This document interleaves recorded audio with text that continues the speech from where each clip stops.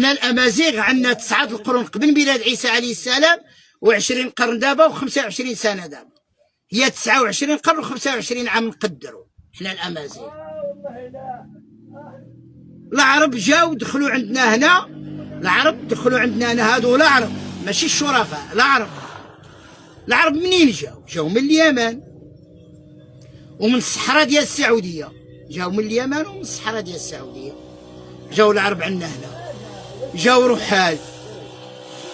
رحال ودخلوا. والملك ديال ذاك الوقت 1100، السلطان اللي كان يحكم في 1100 خلاهم ايوا فهمتوا، هذا هو. اما المغرب بلد امازيغي، والجزائر بلد امازيغي، تونس بلد امازيغي، ليبيا بلد امازيغي، مصر ماشي عرب، موريتانيا حنا، موريتانيا فيها قبائل سمهاجة احنا، موريتانيا. السودان ماشي عرب، والعرب هما سكان شبه الجزيرة العربية. شكون هما السعودية والامارات والكويت وقطر. بحال هادو دابا اللي عندنا هنا، هاد القبائل ديال الشيعة، دوك بنو هلال. شو سبحان الله، بنو هلال منين جاو من اليمن.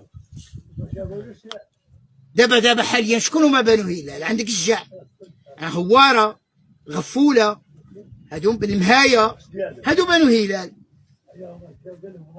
بنيقيل حاليا بالضبط، بنيقيل الاجداد ديالهم جاو بالضبط على حساب الخريطة ديال دابا من الصحراء نتاع الامارات، حيت كانت صحراء وحده. ذاك الوقت ما كانش المملكه العربيه السعوديه والامارات العربيه المتحده، كان الشام واليمن. 1100 كان غير الشام واليمن.